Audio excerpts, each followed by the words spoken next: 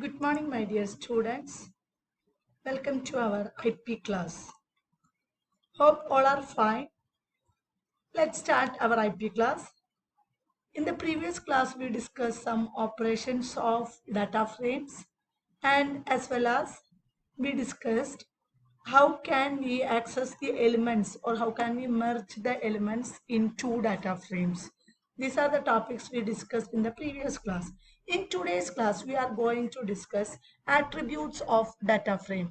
So attributes of data frames means how can we access data by using some attributes we can access data in data frame. So in this book there is a table which denotes the different types of attributes. First attributes is the index. As the name implies, index means each data is inside an index. Each data can be accessed by using an index which is known as row labels. That means every row has an index. This row labels is accessed by the function or attribute index. So when we are using any attributes like in series, we have to specify the constructor name followed by the dot operator and then the attribute. So here constructor name is data frame, then dot operator, then index. So data frame dot index will display row labels. By using this, we can display the row labels.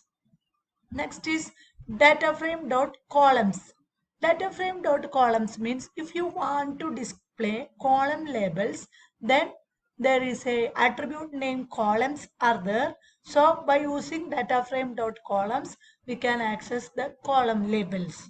Then data frame dot data types, which will give the data type of element in a data frame. In a data frame, there are many elements like in two-dimensional array. We can access the data type by using data frame dot data types. And data frame dot values will give the values inside the data frame. Data frame dot shape. It is a tuple representing the dimensionality of the data frame. That means 4 rows, 3 columns, 2 rows, 2 columns. Is it 2 by 2 matrix or 3 by 2? Like that, it will display the dimensionality of data frame. That means whether it is 3 by 4, 2 by 2, and so on.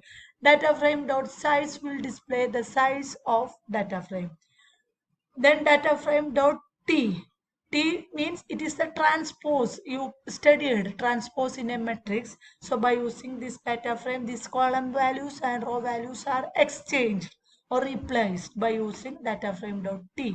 And then there are two main methods or two main attributes are there. They are head and tail. Like in series, head and tail are used to access head elements and tail elements.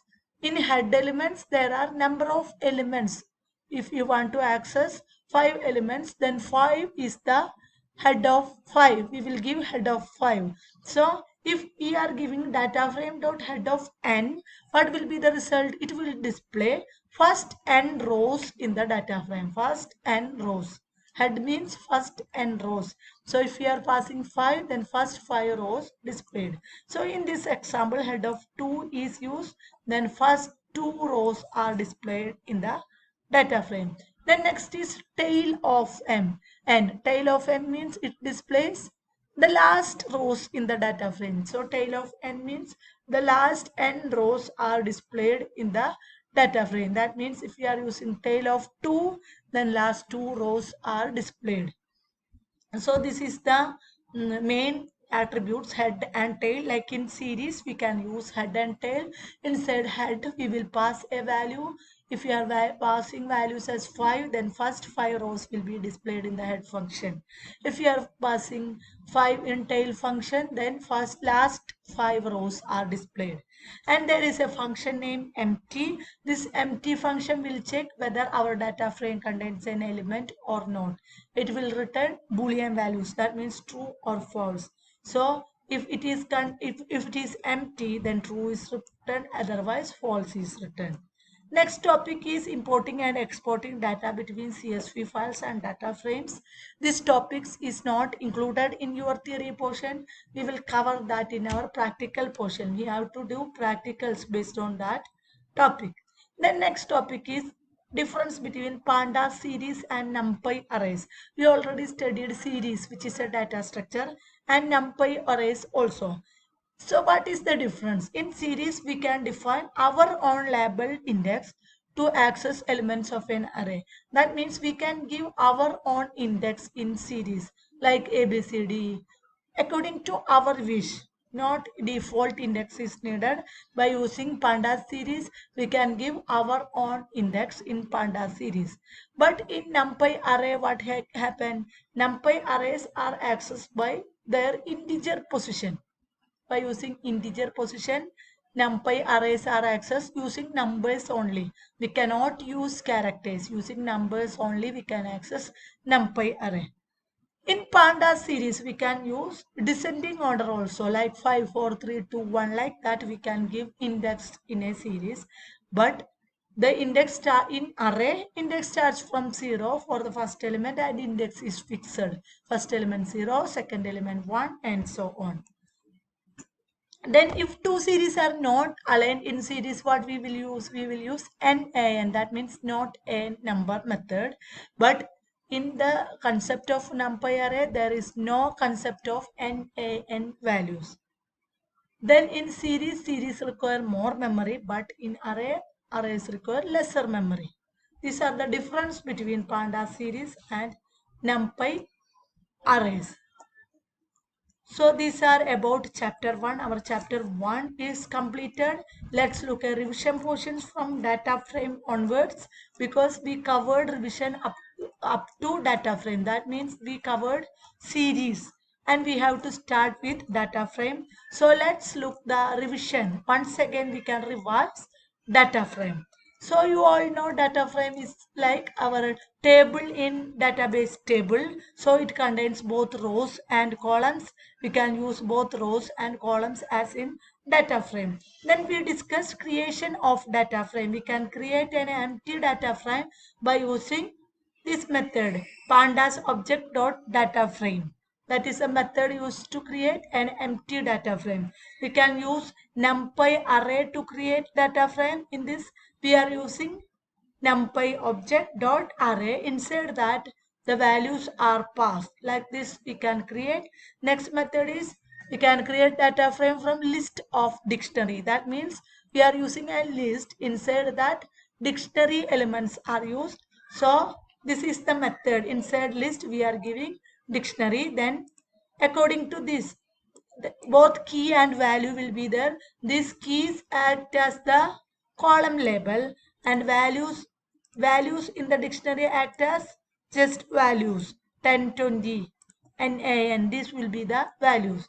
And then we can create data frame from dictionary of list. That means we are giving list elements as the value in a dictionary. So first we will use dictionary, that means braces. Inside that there will be a key, value will be list. Like that we can create data frame from dictionary of list.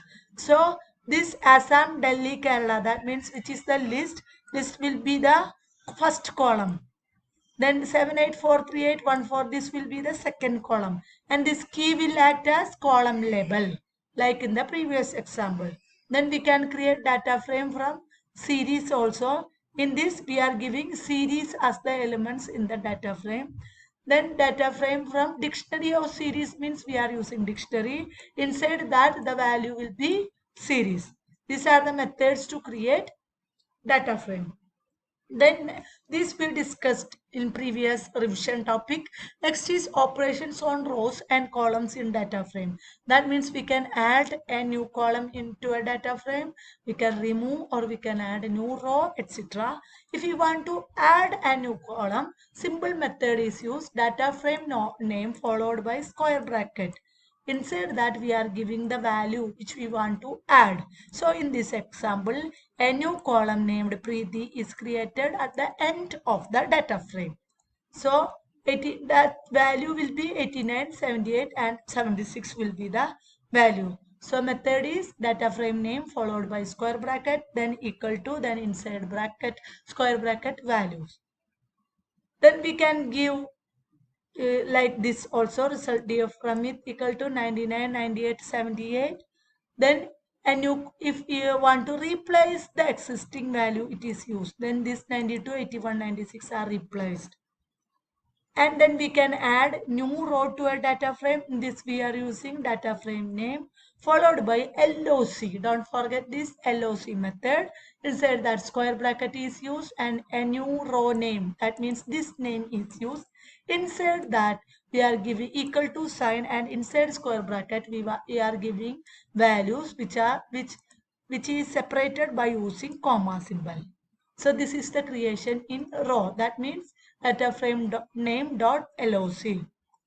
And next is we can delete row by using drop method. Drop method, row and columns by using the drop method. Suppose we want to delete a row, then drop of science comma axis equal to 0 means this complete row is dropped. So this row is delete, like in our word table we are using delete row method. In that we are using this type of method. So axis equal to 0. Then we can use renaming row label. Renaming row label, we can drop like this Hindi comma axis equal to 0 means 2 Hindi rows are dropped. Then we can use renaming method. Renaming method means we can rename any row. In renaming, what happened? In renaming, we will rename the rows. In this method, we will use renaming function. In renaming function, we will use which function? In this, we will use rename function. Inside this rename, we will give the value which we want to rename. So instead of math, sub 1 is used. Instead of science, sub 2 is used, and so on. That is the renaming method. Then we can use renaming column label. In this we are using column name followed by the value which we want to rename, like in row. Then we can access the element by using label based indexing and by using Boolean indexing. In label based indexing we are giving data frame name dot log operator, then science. Science is the row name. Then we will get 91, 81, 91, 71, 95 and so on. And in Boolean indexing, we are checking whether any value greater than or less than some value. So result df.log max greater than 90 will give either true or false, which is known as Boolean indexing. Then we can use slicing method. Slicing method means we can, if we use row labels, maths column science means from maths to science, all the rows are accessed. Like slicing in string. Then we can use the filtering method by using LOC method. That means we are giving true, false, true. So result df dot true will give the value according to, if we are giving true, that row will be printed and false, true. That means we are using Boolean methods to represent. If we are using true, then only the particular rows are accessed. Then we can use joining or merging. Joining means we can combine two data frame by using append function. Then if we are combining two data frame, the new rows are created and the new rows are added. That is combining. Then we discussed attributes. Main two attributes are head and tail functions. By using, we can access the first elements and the last element in the data frame. And then we compared Panda series and NPy array and the difference between them. That's all about the chapter 1, that means pandas, in which we studied both series and data frame. In next class, we can study from the next chapter. Thank you and have a nice day.